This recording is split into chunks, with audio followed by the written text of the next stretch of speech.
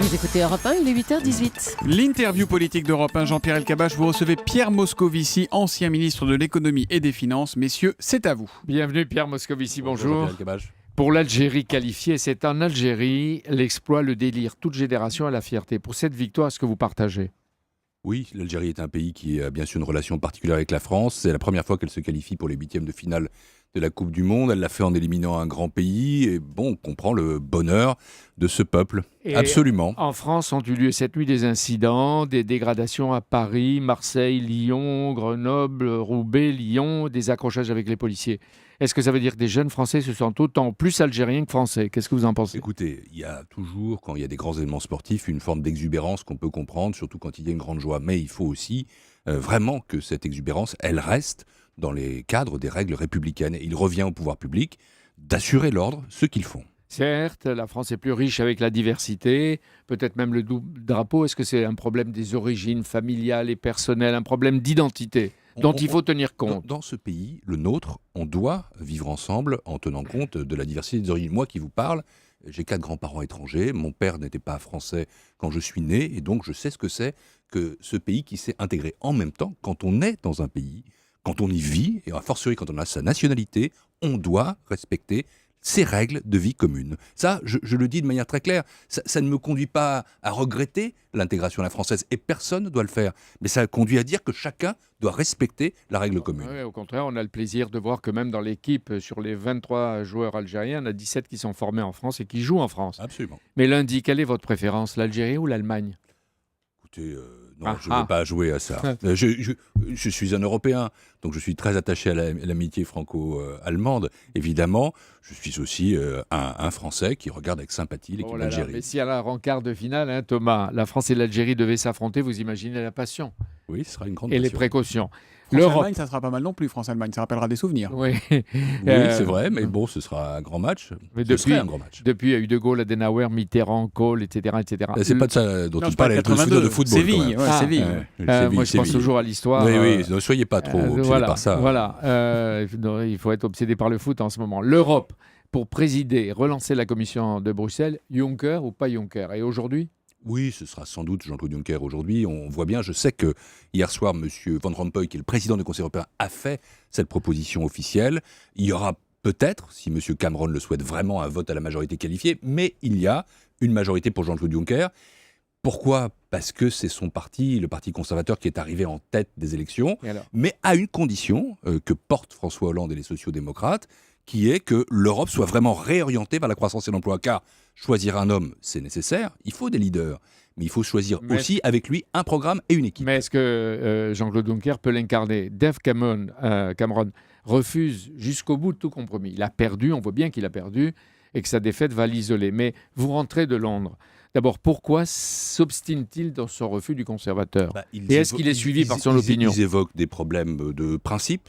Pour lui, c'est le Conseil européen, les chefs d'État et de gouvernement qui doivent choisir et non pas subir l'influence du Parlement européen. Il y a des problèmes de personnes. Il estime que Jean-Claude Juncker est un fédéraliste du passé. Il y a aussi le précédent qu'il évoque, le consensus d'habitude. Et c'est vrai que l'opinion britannique, qui est assez eurosceptique, le suit.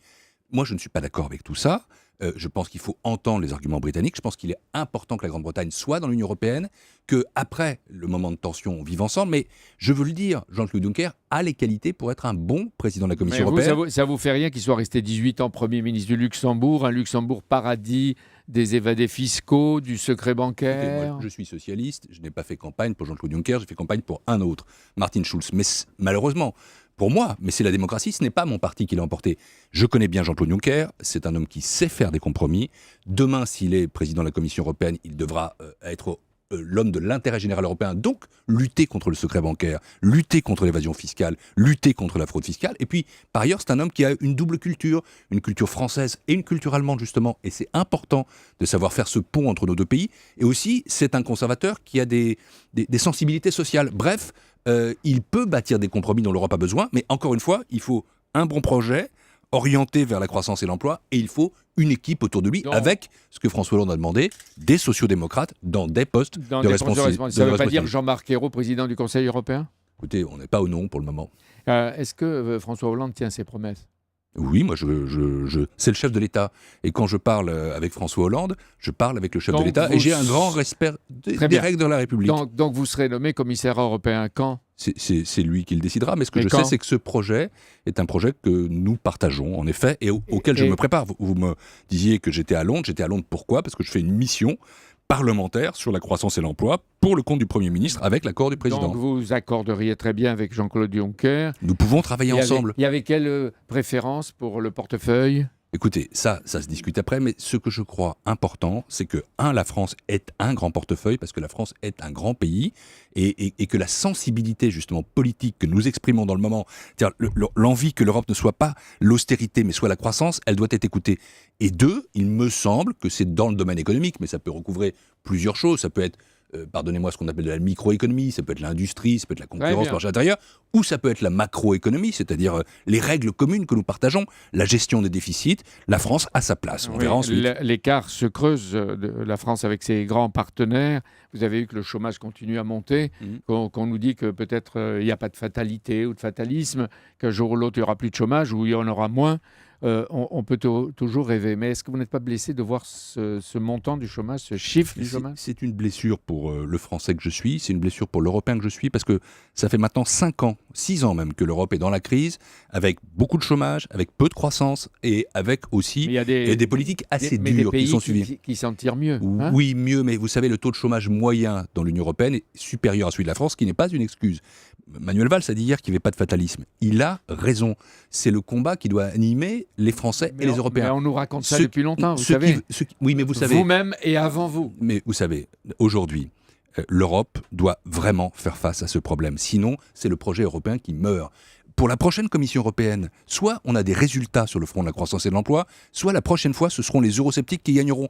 Et donc, il y a une obligation là, citoyenne. Ce qui veut dire que désormais, toutes les politiques européennes, je citais l'investissement, notamment par la Banque européenne d'investissement, les budgets qui doivent être des budgets qui sont sérieux mais qui permettent la croissance, la politique industrielle, tout ça doit aller dans le sens de la création d'emplois. On voit bien que vous avez déjà la tête à Bruxelles et que vous avez les deux drapeaux français et européens. Et c'est tant mieux. C'est la même chose. C'est la même chose. Hier, nous sommes européens. Oui. La France, sans l'Europe, n'a pas d'avenir. Mais il faut que l'Europe soit aussi à l'écoute des besoins des Français, et notamment de cette attente de plus de croissance et plus d'emplois. Hier, Claude Barthelone, ici, a noté le tandem Valls-Hollande. Il lui a attribué 7 sur 10. Écoutez, moi, je suis dans une situation un peu différente, car j'étais encore membre du gouvernement il y a 3 mois. Si j'étais sur une très bonne note, on dirait, voilà, il cherche quelque chose. Si j'étais sur une mauvaise, on m'accuserait de manquer de solidarité.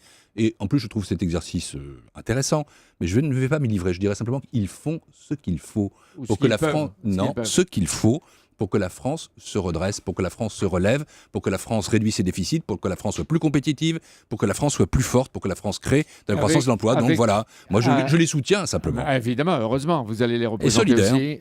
Simplement, dernière question, avec votre expérience, pourquoi la France a-t-elle tant de mal à mettre en œuvre les réformes que parfois elle décide ? Regardez ce qui se passe avec la réforme territoriale, et avec d'autres réformes. On les annonce, on les fait pas. Il y a une crainte en France, une crainte du déclassement, parfois une crainte du déclin. Il y a le sentiment que c'était mieux avant. Eh bien non, il faut que ça change. Et il faut que nos résistances mentales soient levées pour qu'on retrouve dans ce pays une notion fondamentale, la confiance. C'est avec la confiance que la France sera forte dans l'avenir. Vous parlez des socialistes ou des Français ? Je parle de la confiance de chacun. Moi, je suis frappé quand je vois la France, y compris de l'extérieur. Nous nous auto-flagellons, nous ne nous aimons pas assez. Et pourtant, la France est grande. C'est un grand pays. Merci. C'est vrai. Et c'est Jean-Pierre Elkabbach qui fait des bisous au micro. C'est mon cœur qui parle là. Merci Pierre Moscovici d'être venu ce matin en direct sur Europe 1. Dimanche à 10h, c'est Marine Le Pen qui sera votre invitée pour le grand rendez-vous Europe 1, Le Monde iTélé. Rendez-vous donc dimanche, Jean-Pierre.